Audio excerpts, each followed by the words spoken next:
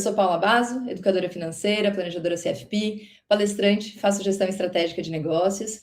Aqui é um espaço para a gente falar de finanças, de vida, de pessoas, de comportamento.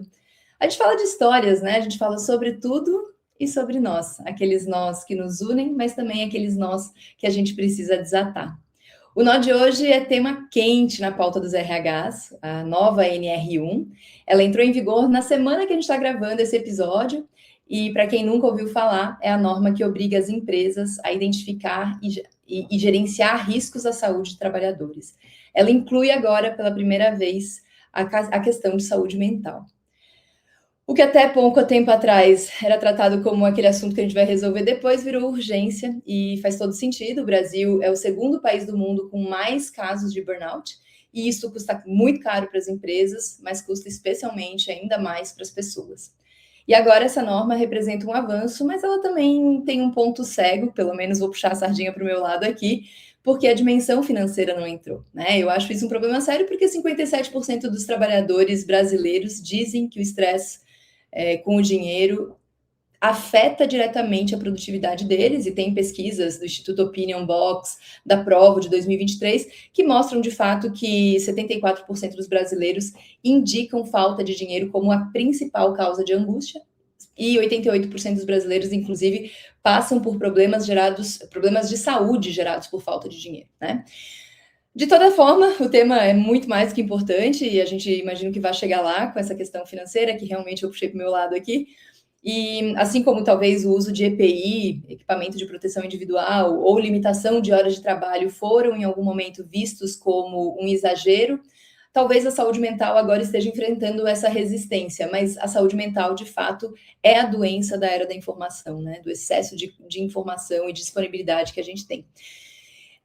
Mas tem muita chance também que muita empresa vá cumprir só aquele checklist e achar que resolveu, mas saúde mental não funciona assim. E eu trouxe aqui alguém que vai te explicar o porquê e como, de repente, fazer diferente, a Tatá Fernandes. Então, Tatá, minha convidada de hoje, especialista em desenvolvimento humano, liderança, segurança psicológica, com mais de 20 anos de experiência na área de RH, em grandes empresas como Syngenta, Latam, TV Globo, Vivo, Siemens, eu não sei se fala em alemão Siemens ou em português Siemens, né? Os dois jeitos. Os dois jeitos. Graduada em administração, né, Tatá? Possui pós-graduação em gestão de RH, terapia integrativa, desenvolvimento humano, propositologia, saúde mental nas organizações pela USP, uma formação incrível e estou super curiosa para te escutar. Também especialista em Master Training de Segurança Psicológica para a América Latina pelo IISP e tem certificações internacionais em Clifton Strengths, liderança, segurança, metodologia de desenvolvimento humano, enfim. Estou falando aqui com uma pessoa que sabe muito do que vem falar, né? Tatá, seja bem-vinda, obrigada por compartilhar do teu tempo e do teu conhecimento com a gente.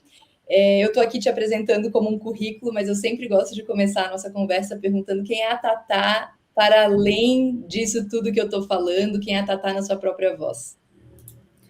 Paula, muito obrigada, é um prazer estar aqui com você, uma honra ter sido convidada para participar desse seu podcast, que é tão necessário, né, e que tem um nome muito bacana, que ao mesmo tempo que une, é o que você trouxe ali no começo, né, ao mesmo tempo que une, ele faz a gente parar para pensar do que está impedindo a gente de avançar e de buscar uma união para algo aí muito maior. Então, parabéns pelo seu trabalho. Essa pergunta que você me fez, eu gosto muito dela, porque por muitos anos eu me apresentei pelos cargos que eu tive, pelas empresas que eu passei, e eu vejo muitas pessoas fazendo isso hoje, né? Às vezes eu faço algumas dinâmicas em empresas, né, que eu pergunto para as pessoas, a gente começa a dinâmica assim, me fale quem você é, sem falar o cargo que você tem. E as pessoas travam. As pessoas não sabem desassociar quem que elas são daquela posição que elas têm, né? Então, por isso que a gente vê muitas pessoas que às vezes são desligadas das empresas e ficam assim desnorteadas porque perdem completamente a identidade. Então, eu já fui um pouco... Os programas de preparação para aposentadoria, essa é uma grande questão. A identidade se confunde com a minha função de trabalho, né? E a minha identidade é muito maior. É exatamente isso. Então, eu gosto dessa pergunta porque eu tive esse momento que eu fui assim, saí do corporativo, tive ali meu momento de reflexão. E hoje eu acho que, quando eu me apresento, eu gosto de falar que eu sou uma pessoa, antes de tudo, apaixonada por pessoas, né? Eu também sou mãe, sou casada aí há quase 10 anos, sou mãe do Theo, de 8 anos. Já fui uma mulher que vivi muito sucesso, né? Tive uma carreira de profissional que eu acredito que foi de sucesso para mim, foi de sucesso, foi o que eu busquei, fui muito feliz no mundo corporativo, tive muitas conquistas, mas olhando o outro lado da moeda também foi um mundo que me trouxe muita exaustão, muitas dúvidas, muitos medos, né? Situações de recomeço. Entrei para estatística aí com o burnout, que foi quando eu decidi, sair do corporativo e abrir minha consultoria, seguindo um trabalho de desenvolvimento humano, porque, como eu falei, eu sou apaixonada por pessoas, isso está no meu DNA, não tem jeito, mas como eu também poderia levar para as empresas e levar para as pessoas um olhar mais voltado para si, sabe? Para a saúde emocional, para a saúde mental, porque se a gente não estiver bem com a gente, se a gente não cuidar bem de nós, o resto todo desmorona, né? Tá, você comentou que você está trabalhando, aliás, a gente viu até pelo teu currículo que você trabalha há mais de 20 anos, né? Com RH, liderança, cultura. Mas quando é que a saúde mental, de fato, ganhou protagonismo nessa tua atuação? Como é que foi essa história? Foi desde o início? Como é que... Porque se você vem de um burnout, naturalmente você já tem esse olhar sensível e desenvolvido para isso, né? Uhum.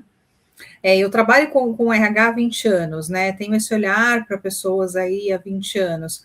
Mas imagina, acho que a gente, né, as pessoas, as empresas como um todo, aí, começaram a ter um olhar mais cuidadoso para essa questão pós-pandemia, que foi quando todo mundo ali entrou no... O que está acontecendo, né? Antigamente... Emocional. Todo mundo entrou num bug ali, né?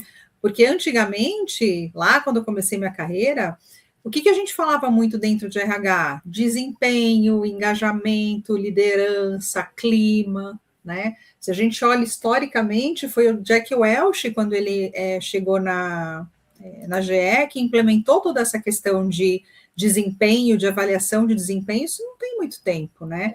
E que fez com que as empresas tomassem isso como verdade, e aí foi essa busca desenfreada por quem que é o melhor, quem entrega mais, vai ser promovido aquele que entrega mais, e aí começaram a surgir aquelas frases como trabalhe enquanto eles dormem, faca na caveira, e a gente tem hoje, né, que fez parte dessa situação, são todos burnoutados de hoje, somos nós aí que ou entramos para a estatística, ou estamos aí prestes a isso.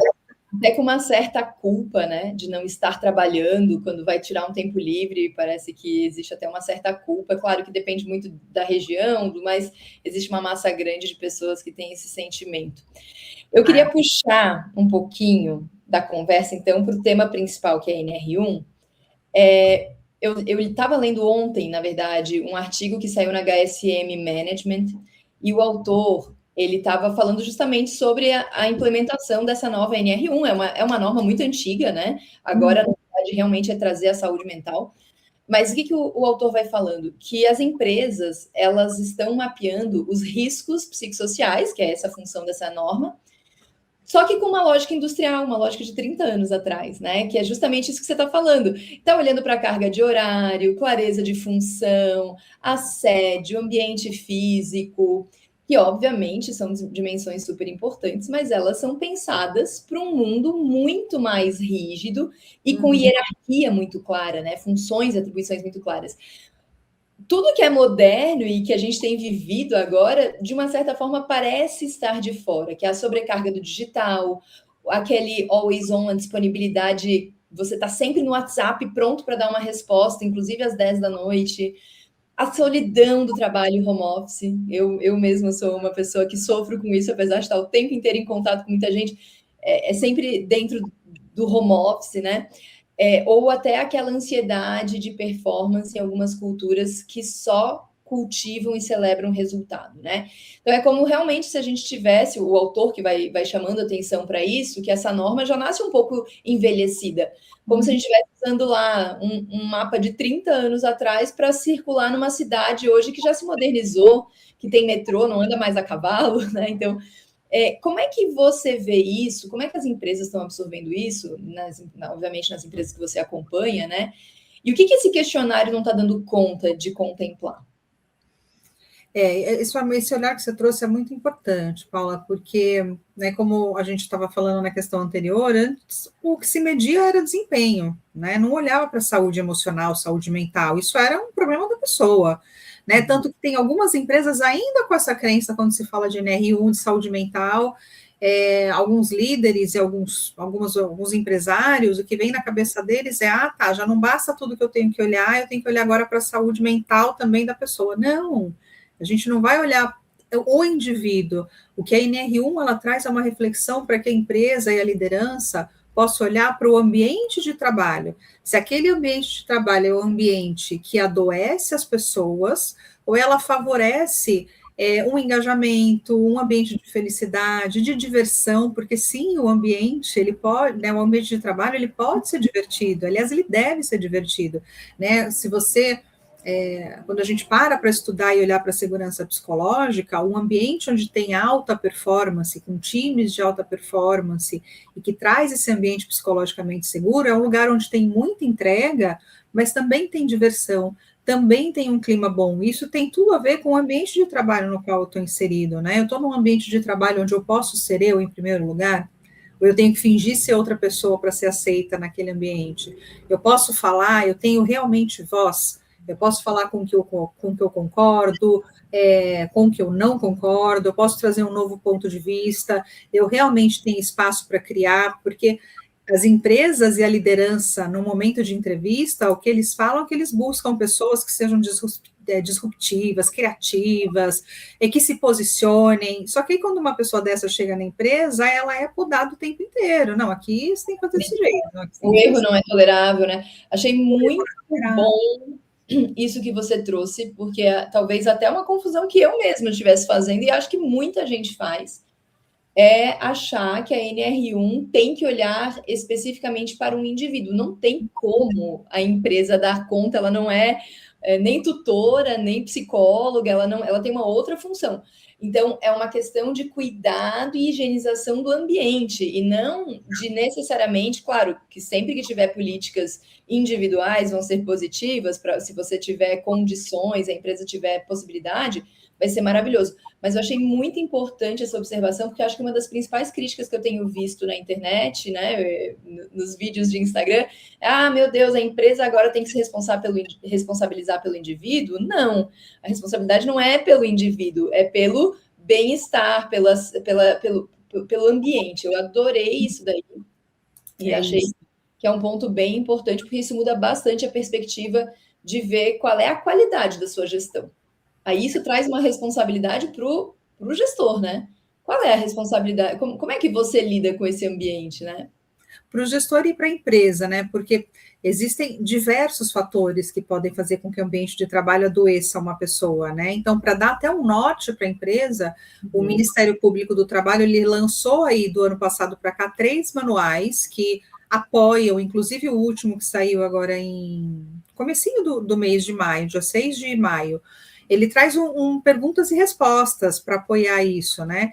E dentro desses manuais, ele dá um norte, dentre os diversos fatores que podem ser fatores que adoecem as pessoas, eu quero que você, empresa, priorize essas 11 dimensões, esses 11 fatores, que aí entra a sobrecarga de trabalho, que é um dos pontos, assim, que mais doem, né, quando a gente fala nas empresas e as pessoas estão mais adoecidas por isso, mas tem sobrecarga de trabalho, tem questão de assédio, tem questão de reconhecimento, enfim, e aí 11 fatores.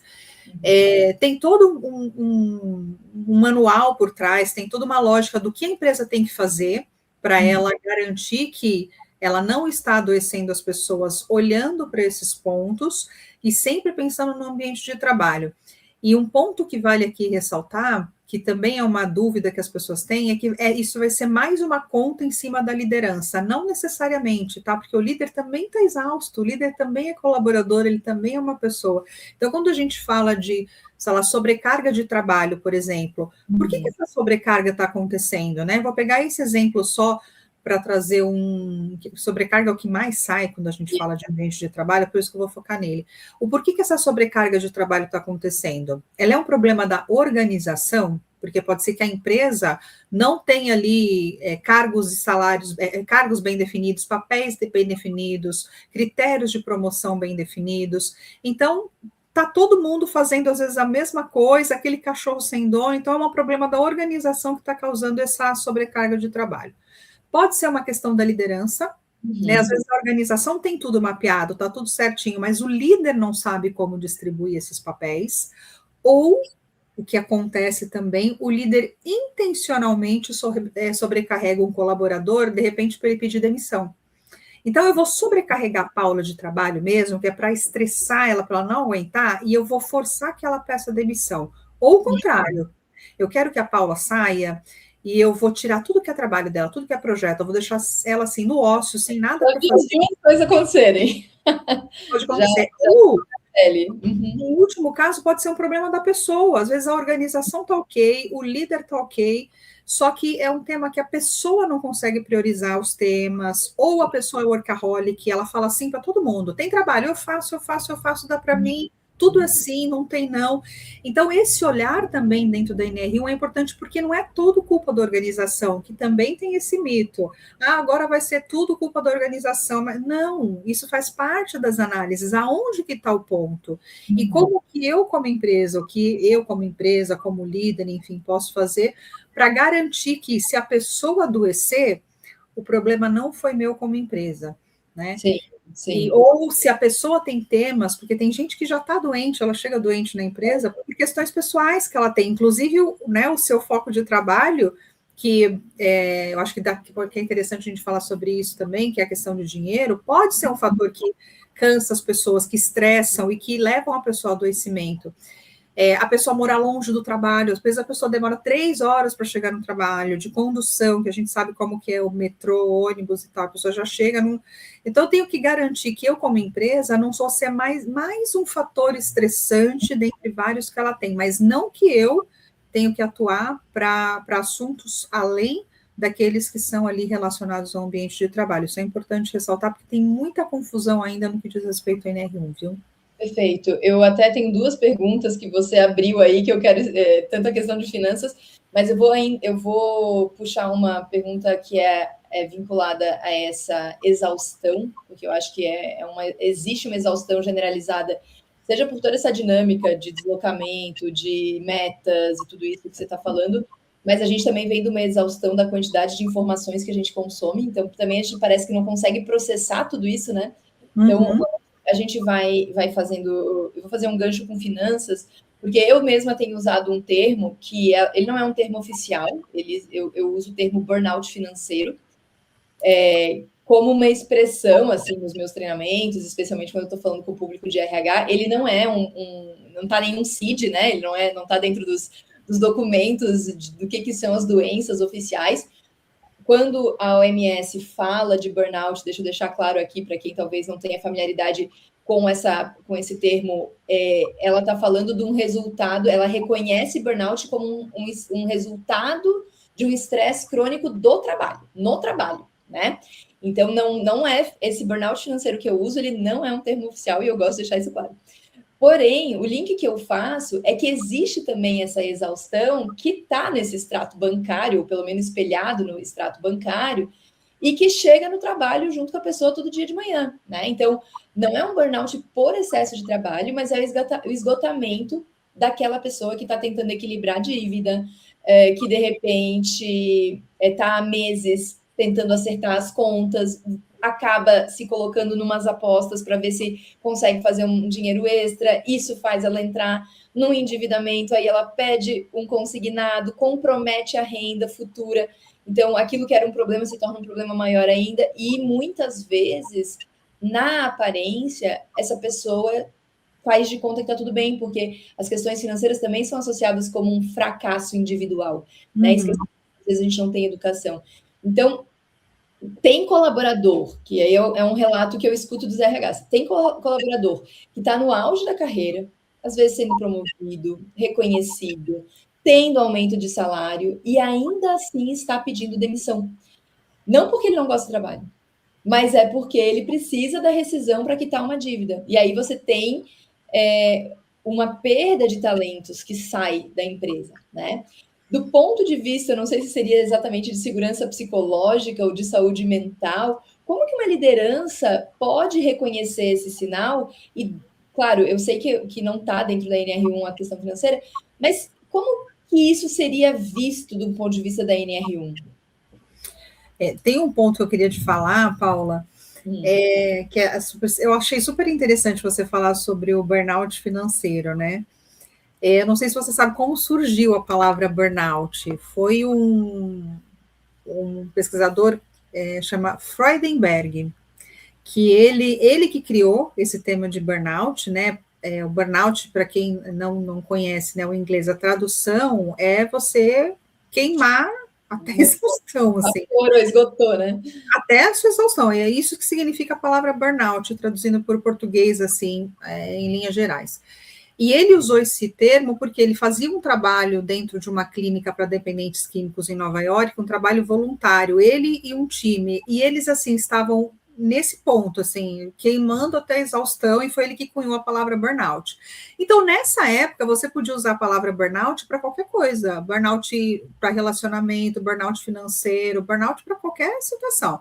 Então, se você falar que você usa a linha do Freudenberg, você pode usar o termo burnout financeiro, porque essa é uma linha, né? E aí, quando foi mais ou menos em 1980, uma pessoa chamada Christina Maslach, ela trouxe esse olhar para o burnout voltado para um ambiente de trabalho. E isso foi ganhando força, e o CID-11, para quem trabalha aí com toda essa questão de saúde mental, o CID-11 é o que olha, né, o CID-10, o CID-11, que a gente está no momento de transição, ele olha para essa questão do burnout voltado para o trabalho exclusivamente, porque ele se apoia muito nessa teoria da Christina Maslach. Tanto que, se você pegar o que o CID, né, o CID-11, o CID-F, ele traz para essa questão de burnout, a tradução do que ele traz é praticamente a mesma coisa que a Christina Maslach lançou lá em 1980. Né? Então, você pode falar o termo burnout financeiro falando que você está indo na linha ideológica do Freudenberg, que é super chique. Então, eu estava até procurando, eu tenho um livro de burnout, porque ano passado eu mergulhei nesse tema muito fundo e justamente soube desses... Tem 3 grandes linhas e aí o CID acabou por optar por um caminho, né? Então, isso eu tomei a liberdade poética de usar esse termo. Eu amei! Porque justamente eu acho que é o que eu vejo, né? É o que eu vejo quando eu estou atendendo consultorias ou quando eu estou dando treinamento dentro de empresas, né? Existe essa exaustão. Mas voltando aí para a pergunta, como é que ele aparece, como que um gestor de repente poderia ver e qual seria um caminho correto? O gestor direcionar isso, independente se for a questão financeira ou não, né? Direcionar isso para o RH, como é que isso entra no NR1 de fato?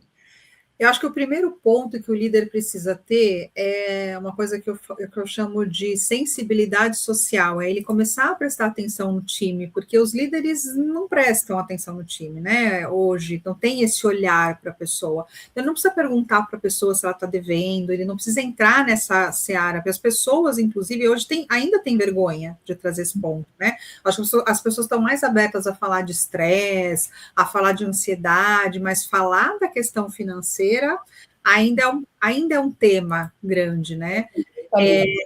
Tem o medo do julgamento, enfim, ninguém sai por aí falando que está endividado, por mais que você trabalha com isso, você sabe que grande parte dos brasileiros estão endividados e que a maior causa de estresse da população brasileira não é o trabalho, é a questão financeira, são as dívidas. E o desgaste financeiro ocupa a mente das pessoas, né? E isso tem uma pesquisa da Harvard, se dá o nome de escassez cognitiva. Tem uma pesquisa da Harvard que mostra, inclusive, que a preocupação financeira consome o QI das pessoas. Chega a consumir cerca de 13 pontos de QI. Então, isso equivale a uma noite inteira sem dormir. Imagina todos os dias uma pessoa, porque se a pessoa está vivendo uma preocupação financeira, ela não está vivendo um dia só, ela está vivendo uma sequência, né? Então, todos os dias é como se uma carga enorme de energia fosse consumida por conta dessa questão. E esse colaborador existe em todas as empresas, até porque a gente tem uma população altamente endividada, né? 80% da população brasileira tem algum tipo de dívida, ou das famílias brasileiras estão com algum tipo de dívida. E aí as organizações, de novo, elas não são responsáveis por resolver a situação individual, porque senão seria loucura. Elas não são filantrópicas, elas não são entidades de crédito, porém, visto que consome tanto da inteligência, portanto, impacta a produtividade. Isso contribui para absenteísmo, portanto, gera custo de a pessoa estar lá de corpo presente, mas não está executando sua atividade, né? Seria bastante inteligente, pelo menos a meu ver, e aí talvez eu tenha um conflito de interesse muito grande aqui, né? Trazer um novo olhar sobre o que significa gestão financeira, porque a gestão financeira ela é muitas vezes confundida com o quanto eu ganho e como eu gasto. Só que a gestão financeira é muito mais amplo que isso. E se a gente trabalhar no quanto eu ganho, que é o que no final das contas as pessoas esperam, quanto eu ganho, eu sempre vou gastar mais. Se eu ganho mais, eu vou gastar mais. Então, o processo de qualidade de escolha financeira é muito importante, senão nunca será suficiente. A gente acompanha pessoas que começam a carreira ganhando 2.000 e a vida funciona muito bem, e daqui a pouco a pessoa está ganhando 5.000 e a vida funciona muito bem, daqui a pouco ela está ganhando 10, 15, e ela já não consegue regredir essa qualidade. E eu desejo que todas as pessoas ganhem muito bem mesmo, né? Não estou aqui falando nada contrário disso, porém, você deve, assim como eu, que trabalho diretamente com finanças, você que trabalha com saúde mental também deve se deparar com esse perfil, né? E aí, como é que a saúde financeira do colaborador acaba por aparecer ou deixa de aparecer quando a empresa faz esse diagnóstico? O líder, né, ele precisa ter esse olhar, como eu estava falando, porque às vezes uma pessoa que está numa situação que você trouxe, né, extremamente endividado, ele não vai ter a mesma performance no trabalho, não dá, a gente precisa olhar o ser humano hoje como um ser único, não existe mais aquela coisa de eu passei meu crachá dentro da empresa, eu sou a Tatiana do RH, de tal, não, e meus problemas de casa eu deixei lá, e vice-versa. Aconteceu um monte de problema dentro de casa, dentro do trabalho, eu chego em casa, eu finjo que nada aconteceu. A gente é um ser integral, né?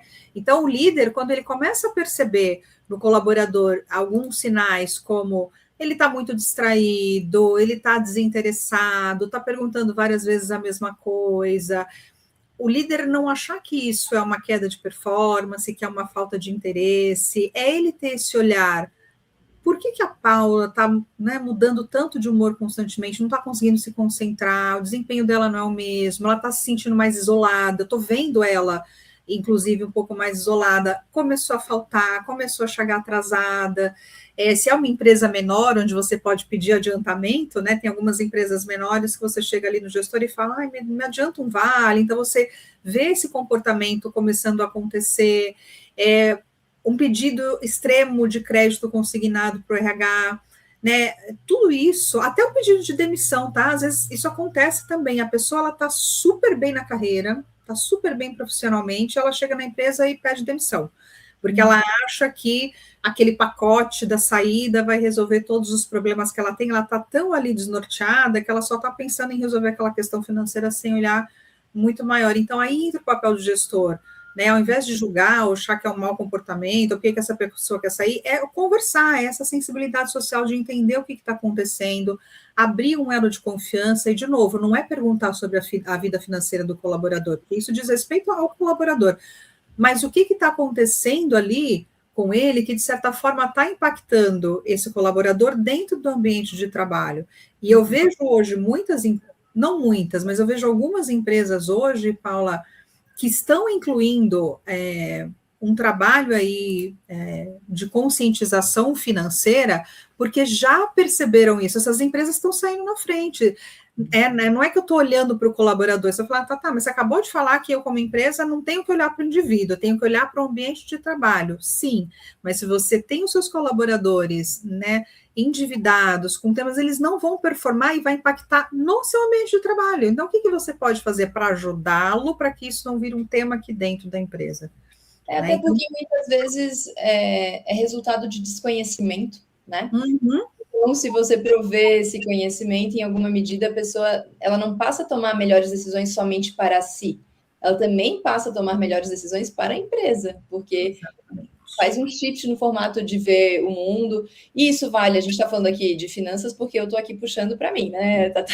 Mas certamente vale, por exemplo, para essa sensibilidade, que são competências subjetivas que um gestor tem, né? Então, eu vou, através, provavelmente, do trabalho de liderança que você faz, você vai estimular essa pessoa a, olha, toma cuidado quando uma pessoa chega com esse comportamento, no que você tem que observar. Então, assim, você está trabalhando no nível individual, mas o impacto é sistêmico, de fato, né?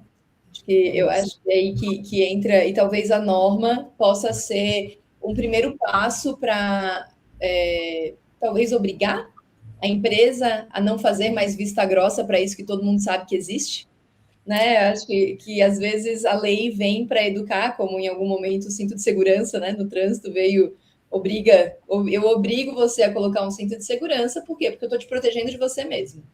Claro que você pode arcar as consequências de não colocar, né? Porém, depois que você cria a disciplina, aquele comportamento ele vem de uma forma natural. Hoje a gente não questiona, assim como a gente não questiona escovar os dentes, a gente não questiona botar o cinto de segurança, enfim. Em algum momento, nessa entrada, a norma parece criar alguma resistência, mas imagino que a gente tem um futuro relativamente bom pela frente, né? Esse conforto que lá na frente pode organizar um novo jeito de pensar a sociedade empresa, né? Aquele grupo de pessoas reunidos e quais são os pactos invisíveis que sustentam essas relações.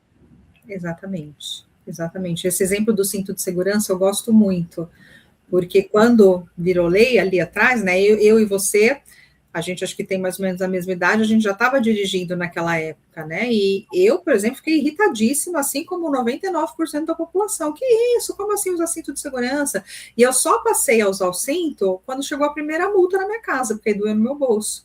Aí que eu fui despertar a consciência do, olha só, além de não pagar multa, eu ainda estou protegendo a minha vida. Então, olha como a gente é, né? A consciência, para além da nossa vida, é o bolso. Então, acho que eu vejo a NR1 nem que seja como uma obrigatoriedade de lei, nem que seja para levar, num primeiro momento, que esse despertar de consciência venha pelo lado financeiro, para ser um primeiro movimento de que tanto as empresas quanto as organizações entendam que a gente está falando de vidas, na verdade, e que não precisava ter uma norma para a gente olhar para vidas, né? Inclusive o Ministério Público do Trabalho, se ele quisesse sair multando todas as empresas hoje para essas dimensões que a gente fala de risco psicossocial, ele não precisa da NR1, porque tem várias outras NRs, tem ISOs, tem outras normativas todas, tem, né, a NR17 que fala da ergonomia, todas elas abordam o risco psicossocial. Só que eu acho que agora realmente chegou num ponto crítico que a gente, infelizmente, precisou ir de uma lei, de uma obrigatoriedade, para que se perceba que a gente está falando de vidas e de pessoas, e que se a gente não cuidar, aonde isso vai parar lá na frente? Não dá, né? A gente chegamos no limite, E para sair da inércia, né? Tirar da inércia, porque é muito difícil mover uma cultura, um hábito. Então, precisa dessa força da lei. Eu estou bastante otimista que isso vai trazer bons frutos. Eu também. Eu acho que tem muitos temas que esse tópico NR1 pode abrir, e eu já estou me encaminhar para o final aqui. Pensando em gestores, o que você acha que líderes, gestores ou profissionais de RH que estão nos ouvindo deveriam levar em consideração ou não fechar os olhos para quando a gente fala sobre essa importância realmente de conectar a saúde mental, se possível também incluir educação financeira ou não, mas especialmente a conformidade regulatória, qual seria o recado que você deixaria para esses gestores? Eu acho que assim, a gente né, como um recado final, é parar de olhar a pessoa como um ser desintegrado, né? O financeiro é um tema, a saúde mental é outro tema, o trabalho é outro tema. Então, acho que a NR1 ela trouxe essa oportunidade para que a gente possa abrir esse olhar, né? Para olhar de uma forma mais responsável para o ser humano, né? E esse olhar que é para além de cumprir uma norma, né? Criar realmente um ambiente onde a pessoa esteja feliz por estar ali, que ela veja sentido em estar ali, que ela queira estar naquele lugar, né? Assim como a educação financeira não é só sobre dinheiro que a gente está falando, é sobre tranquilidade, é sobre autonomia, é sobre liberdade, a saúde mental também tem que ser vista dessa forma, como um benefício, né? Eu acho que é uma condição, assim, essencial para que as pessoas, as equipes, as empresas, todos possam prosperar de uma forma mais sustentável. Por isso que eu acho que esse futuro das organizações e das empresas, elas passam, sim, por uma liderança que tenha um olhar mais humano, por um RH que seja estratégico nesse sentido de como é que ele apoia todo esse movimento, né? E que as empresas entendam que o resultado e cuidado não são coisas opostas, elas precisam caminhar juntos. Eu preciso cuidar das pessoas e dar resultado para que o resultado também venha, né? Acho que Então, o pano de fundo disso que você está falando, de uma certa forma, é como se o RH assumisse um lugar estratégico, né? Antes ele era mais passivo, agora ele lidera um pouco mais essa. Isso é muito bom para quem é gestor de RH, né? Tem uma nova e grande oportunidade. Acho que imagino que você concorde nesse sentido de desenvolver, assim, de sentar na mesa, decidir junto e dar um novo direcionamento, desse momento para uma via um pouco mais impositiva, mas depois espera-se de uma forma mais de cultura incorporada. Tá. Obrigada por essa conversa. Nossos 30 minutos eles passam mais rápidos do que a gente gostaria quando vejo tirando 40. Mas assim, você acha que trouxe aqui um ponto bem importante sobre a saúde mental não ser um extra, né? Ele é realmente um alicerce para as coisas funcionarem bem e para os resultados virem mais consistentes, não só num curto espaço de tempo. Então, você pode estar muito intenso com pessoas estressadas, porém isso não é sustentável como negócio, né? Então, trabalhar de forma sustentável também requer você manter o sistema funcionando e equilibrado. Acho que é o que, de alguma forma, permite que as pessoas também encontrem um propósito nesse trabalho, construam patrimônio, tenham um futuro, né? Acho que tem todas essas questões. Você quer falar alguma frase? Posso fazer o fechamento? não, é só concluindo, acho que as pessoas não podem esquecer que por trás de todo CNPJ existem vários CPFs, né? E indo nessa linha desse fechamento que você trouxe, a Isabela Camargo tem uma frase que eu adoro muito, que é não dá para bater meta batendo nas pessoas, né? Isso não vai ser sustentável ao longo do tempo.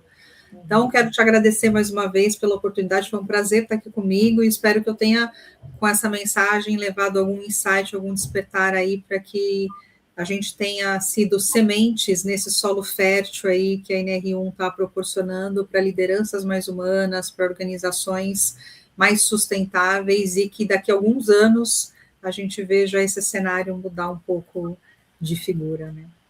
Tá. E para quem quer te encontrar, quem está nos ouvindo, onde é que eles podem te encontrar?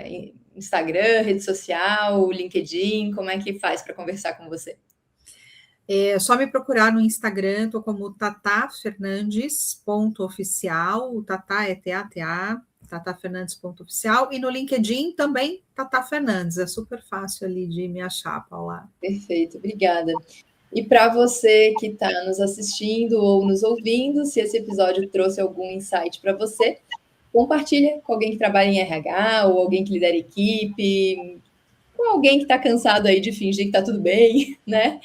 E conta para a gente nas redes sociais que tema você quer ver nos próximos episódios do Sobretudo Sobre Nós. Obrigada e nos vemos no próximo episódio. Obrigada, tchau.